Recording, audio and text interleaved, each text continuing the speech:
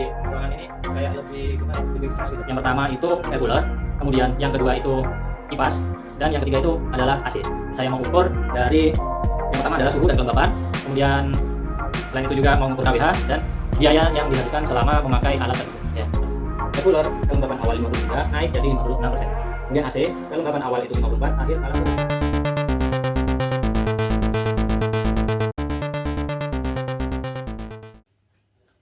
Oke, assalamualaikum warahmatullahi wabarakatuh.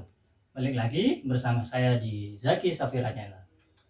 Oke teman-teman, kali ini saya akan melakukan eksperimen nih. Jadi eksperimen saya itu mau nyoba air cooler dibandingkan dengan kipas angin dan dibandingkan dengan AC. Ini udah saya siapkan air dingin yang mau saya masukkan ke air cooler ke sini. Mungkin teman-teman yang belum lihat video saya sebelumnya soal air coolernya bisa lihat di video saya sebelumnya. Saya review air cooler Midea itu. Nah, nanti saya masukkan sini air dingin yang udah saya siapkan ini. Nah, ini dengan ini juga nanti kalau kurang. Terus sama ini cooler packnya ini ada dua. Nah, nanti saya masukkan sini. Terus saya tes seberapa kuat sih dia mendinginkan ruangan ini gitu ya.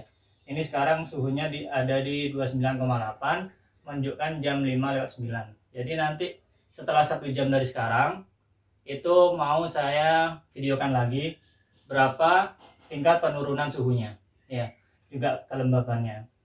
Terus nanti mau saya bandingkan dengan ini juga, dengan kipas dan dengan AC, dengan kipas dan dengan AC, kipas biasa ya. Nah, supaya kalian tuh tahu, kalian kan kadang gini mikir, mau beli tapi worth it gak sih gitu kan ya. Ini dingin gak sih nanti gitu. Nah, makanya ini saya buktikan, saya wakili kalian, saya coba. Kalau nanti gimana pun hasilnya, mau saya jabarkan sesuai dengan kondisi realnya. Entah itu worth it atau enggak, nanti kita lihat ya. Saya belum pernah nyoba sih sebelumnya. Ini baru pertama kali saya coba, saya ukur kayak gini. Seberapa pengaruh sih dia itu. Oke, langsung aja ya. Kita mulai dengan masukkan air ini dulu.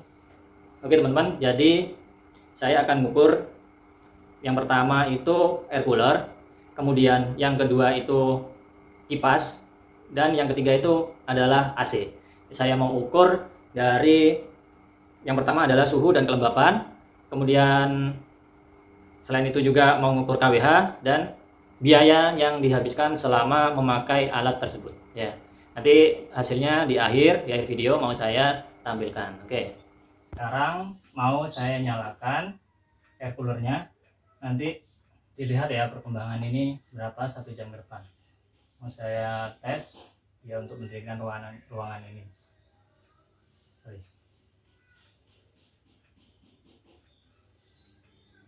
Nah, ininya saya setting di kecepatan paling tinggi. Terus saya setting airnya keluar. Oke. Dan saya setting dia berotasi.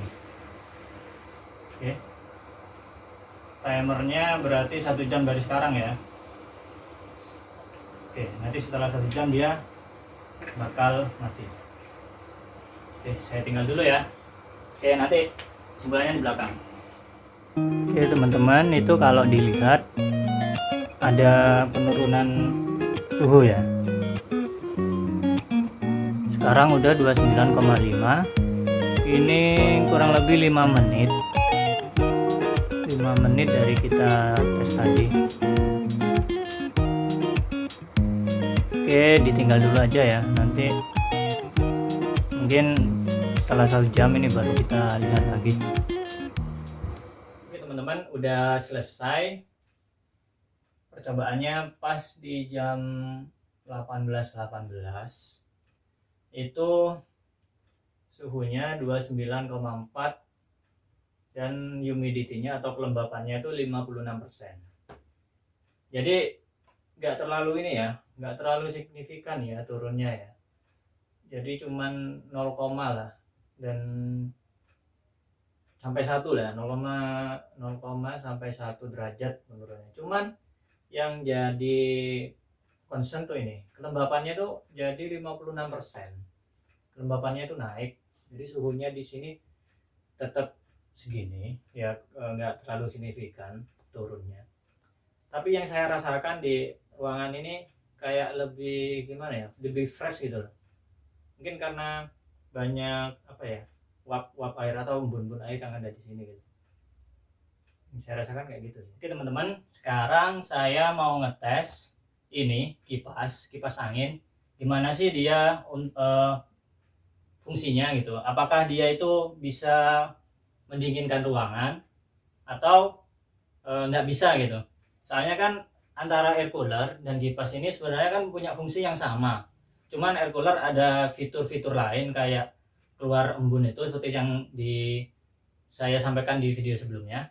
Nah, ini kita bandingkan 1, 2, 3, ini kita bandingkan. Terus nanti seberapa pengaruh kipas ini ke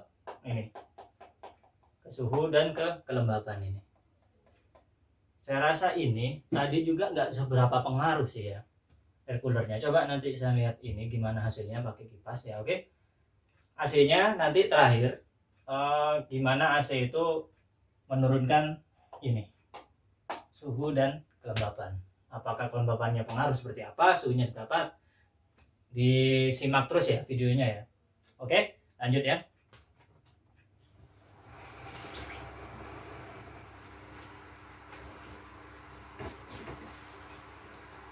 Oke teman-teman, ntar saya matikan dulu ya biar gak berisik. Oke teman-teman, udah jam 20.01, artinya sudah berjalan 1 jam ya saya nyoba ini kipas, dan hasilnya adalah kayak gini. Tidak ada perubahan, ataupun meskipun ada perubahan ya nggak signifikan lah, 0,1 derajat saya anggap juga berubah.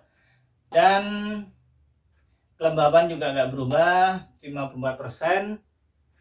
Kelembaban 54% ini ya masih kondisi nyaman lah ya, kondisi standar ruangan sih kayaknya. Terus selanjutnya saya mau tes AC. Jadi nanti biar teman-teman di rumah punya pandangan, apakah saya harus beli AC, apakah saya harus beli air cooler, atau cukup kipas saja gitu ya. Oke. Terus kalau teman-teman tanya, ada yang air cooler kok ada yang bisa sampai dingin suhunya gitu ya. Kok ada yang bisa sampai dingin di beberapa video YouTube. Ya nggak tahu ya metode nyobanya seperti apa. Yang jelas saya metodenya seperti ini. Ini kenapa saya kayak gini? Saya taruh di sini dan suhunya di sini supaya apa? Kan nggak mungkin juga si air coolernya atau kipasnya mau disemburin ke badan kita kan. Kalau misalnya memang mau disemburin ke badan kita kan beresiko kayak gitu kan, beresiko ke kesehatan kan dalam jangka panjangnya kayak gitu kan. Biasanya kan cukup buat dinginin ruangan aja gitu. Dan ternyata kayak gini hasilnya. Oke, langsung kita ke AC aja supaya teman-teman punya pandangan yang lebih. Saya review apa adanya, nggak ditambahi atau dikurangi. Oke teman-teman, lanjut ya. Sekarang jam 8:03 atau di sini jam 8:06. Nanti berarti jam 21:06 kita ambil hasilnya. Kita coba sekarang AC, apa perubahannya kepada suhu dan humidity atau kelembapan. AC saya merek Denpo. Memang ini AC-nya udah lama, tapi setidaknya ada gambaran secara garis besar antara AC dengan air cooler maupun kipas kayak gitu ya. Nah, AC saya ternyata powernya itu 500 watt ya kan, 500 watt, 5000 BTU itu cooling capacity-nya, terus ampernya 2,4 ampere gitu. Oh ya, sebelum ke sini saya mau tes ininya dulu sekalian sama biar ketahuan nanti dayanya ya. Oke, saya ambil dulu. Ternyata sekarang jam 20:12 ya. Berarti nanti jam 21:12. Tadi saya masih nyeting ini, jadi agak lama. Ya udah, langsung aja. Sekarang kita nyalakan AC-nya. Nanti sejam lagi saya masuk ke sini lagi, saya mau cek perubahan suhu sama kelembapannya. Oke. Nanti saya di sini lagi ya. Teman-teman, sudah 1 jam, sekarang 21:20. Jam 21:20. Suhunya 27,8. Humidity-nya atau kelembapannya itu 37 derajat. 37%. Humidity suhunya 27,8 derajat, sedangkan humidity-nya 37%. Terus tadi saya itu target suhunya AC adalah 26 derajat. Berarti ini sebenarnya masih jalan ya kompresornya. Jadi gimana?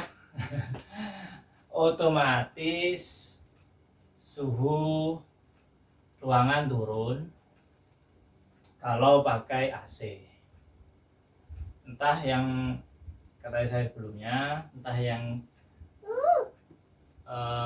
ada yang pernah nyoba air cooler bisa suhunya bisa ruangan bisa turun, saya nggak tahu gimana caranya. Oke, saya matikan. Nanti kita hitung semuanya, mana yang paling worth to buy ya, mana yang paling pas buat kita, apakah ini air cooler, apakah kipas, ataukah AC, dengan berbagai pertimbangan termasuk dari perubahan suhu, KWH, dan biaya yang dikeluarkan. Oke, saya matikan dulu, nanti kita hitung di belakang. Oke teman-teman, ini sekarang kita ukur KWH dari air cooler ini. Jadi sejam lagi kita lihat hasilnya berapa, KWH-nya beserta cost-nya berapa untuk sejam dari air cooler ini. Tujuannya apa? Tujuannya biar kalian semua tahu mana yang lebih baik dibeli di antara ketiga air cooler, terus kipas atau AC, mana yang paling kalian butuhkan sebenarnya. Oke? Next, nanti kalau udah 1 jam kita rekam lagi.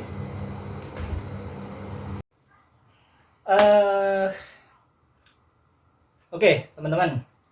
Jadi saya tadi udah ngukur untuk air cooler, KWH-nya adalah sekecil bukan sebesar ya, berarti sekecil 0,008 KWH dalam waktu 1 jam. Terus watt tertingginya 48,6. Kemudian cost-nya cuman Rp11 dalam waktu 1 jam. Jauh sekali daripada AC. Memang enggak apple to apple. Nanti saya simpulkan di belakang. Oke. Lanjut, saya akan mengukur untuk kipas angin.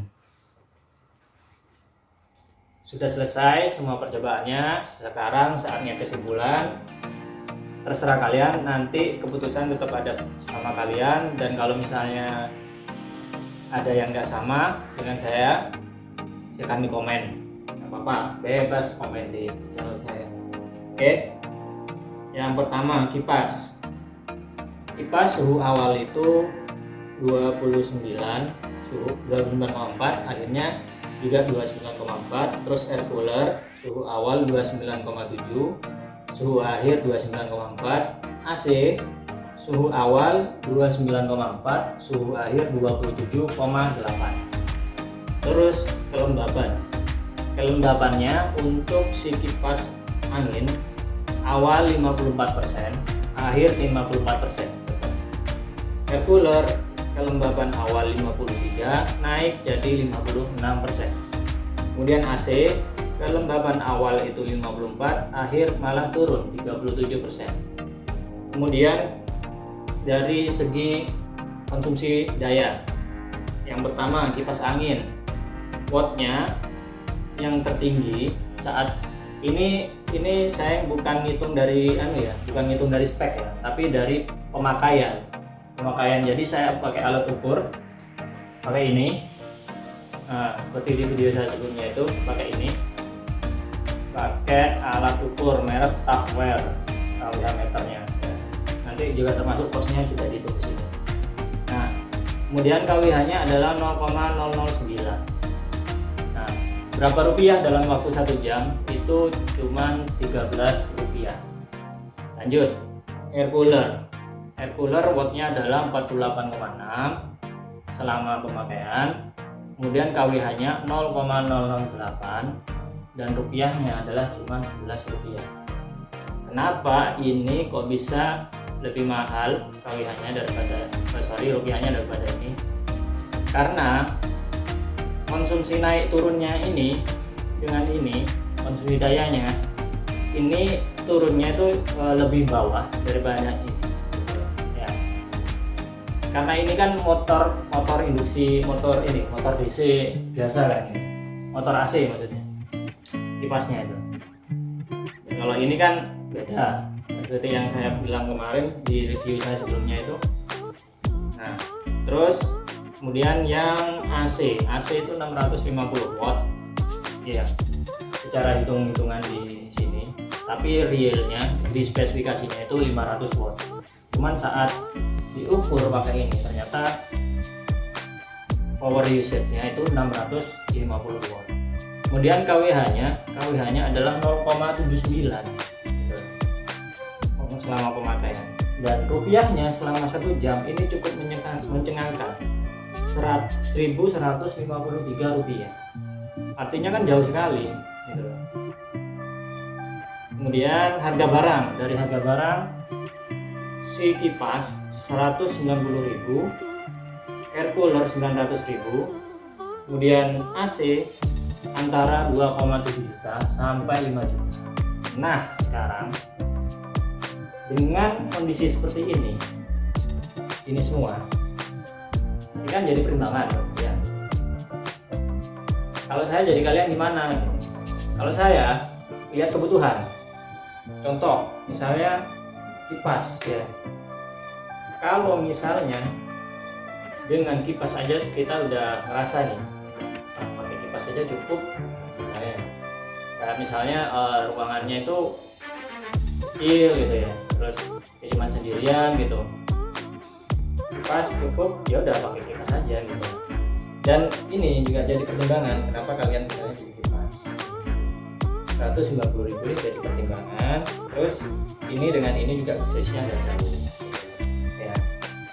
Jadi antara air cooler atau kipas ya silakan bisa kalian beli sendiri. Cuman yang saya rasakan saat tes air cooler dan kipas, saat ngetes pakai kipas itu biasa, anginnya tuh kayak angin biasa gitu. Kayak kalau ibaratnya itu air cooler tuh ibarat kayak angin di desa. Biarpun dia itu sama-sama angin, cuman dia tuh sejuk gitu. Kayak mungkin karena ini ya, karena ini kan sejam nih. Ada peningkatan kelembapan di situ 56%. Jadi dari 53 jadi 56. Terus ada sedikit penurunan suhu 0,3 derajat. Kalau ini kan kalian lihat nih, nggak ada sama sekali perubahan suhu sama kelembapan.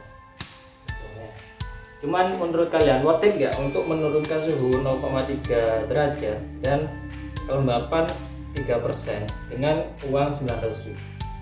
Menurut kalian worth it nggak? Nah, itu loh masalah. Kalau menurut kalian yang worth it, ya nggak apa-apa, silahkan beli ini. Kalau misalnya juga kalian anak kos gitu kan, atau kontrak gitu, ya aja gitu kan. Saya kenapa kok berubah dari air cooler ke AC lagi, balik AC ya karena ini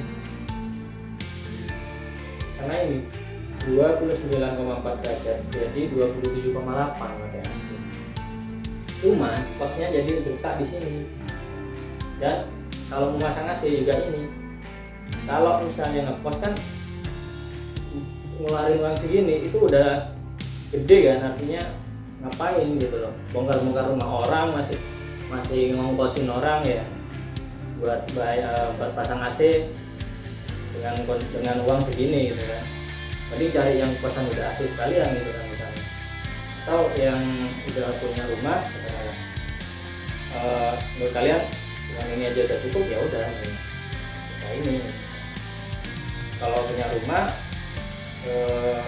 terus ngerasa kurang dingin, menurut saya jangan ke sini, larinya mending di sini ke AC atau kipas. Cuman kipas itu kan harus diarahkan ke apa ya, badan. Menurut saya kipas itu nggak baik untuk terus-terusan gitu. Karena bahaya ke badan kita. Coba kalian browsing bahayanya kipas kalau diarahkan ke badan.